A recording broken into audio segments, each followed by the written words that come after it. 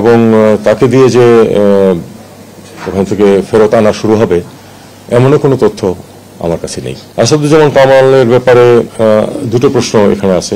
একটিরও কোনো অফিসিয়াল তথ্য আমার কাছে নেই। আমরা জানি উনি সেখানে ভারতে আছেন, কিন্তু লিখিতভাবে কখনো আমাদেরকে সেটা জানানো হয়নি। এবং তাকে দিয়ে যে ওখান থেকে ফেরত আনা শুরু হবে এমনও কোনো তথ্য আমার কাছে নেই। নতুন এবং ফিরে আসা গ্রাহকদের জন্য নগদে চলছে ক্যাশব্যাক সহ প্রতিদিন হাজারো উপহার জেতার সুযোগ। হবে আশা আর ফেরা, সারপ্রাইজ সেরা। সম্পর্ক ছিল ভারতের সাথে। আপনারা কি এই কথাটা হলফ করে বলতে পারেন যে বাংলাদেশের মানুষ এতে খুব সন্তুষ্ট ছিল যে এই পর্যায়ে ছিল সম্পর্ক? আমার কাছে মনে হয়েছে এবং আরো অনেকের কাছে যে উষ্ণ সম্পর্কটা আসলে দুটো সরকারের মাঝে ছিল। জনগণের সেখানে ভূমিকাটা অনেক কম ছিল। তাদের প্রচুর অভিযোগ অনুযোগ, কিন্তু সেটাকে তদানীন্তন সরকার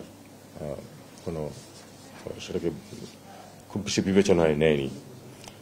এখন এই দুটো প্রশ্ন যে আপনি তুললেন যে তিস্তা এবং বর্ডার, এই দুটো হচ্ছে আমাদের স্বার্থ। অবশ্যই এটা আমরা সবাই জানি যে তিস্তার পানি এবং বর্ডার কিলিং বন্ধ হয়, এটা নিয়ে প্রচুর আলোচনা সমালোচনা, ক্ষোভ, অসন্তোষ সবই ছিল বাংলাদেশে।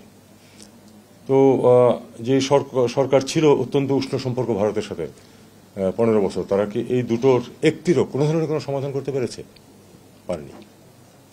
অর্থাৎ এই বাহ্যিক উষ্ণতা মূল বিষয় না, মূল বিষয় হচ্ছে যে আমাদের স্বার্থ উদ্ধার হচ্ছে কিনা। স্বার্থ উদ্ধার হচ্ছিল না স্পষ্টতই।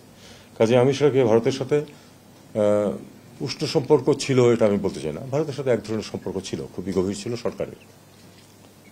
পাকিস্তানের সাথে সম্পর্ক ডেলিবারেটলি খারাপ করে রাখা হয়েছিল। কিছু সিদ্ধান্ত ছিল যার কারণে পাকিস্তানের সাথে সম্পর্ক আগের তুলনায় ডেটোরিয়েট করেছিল।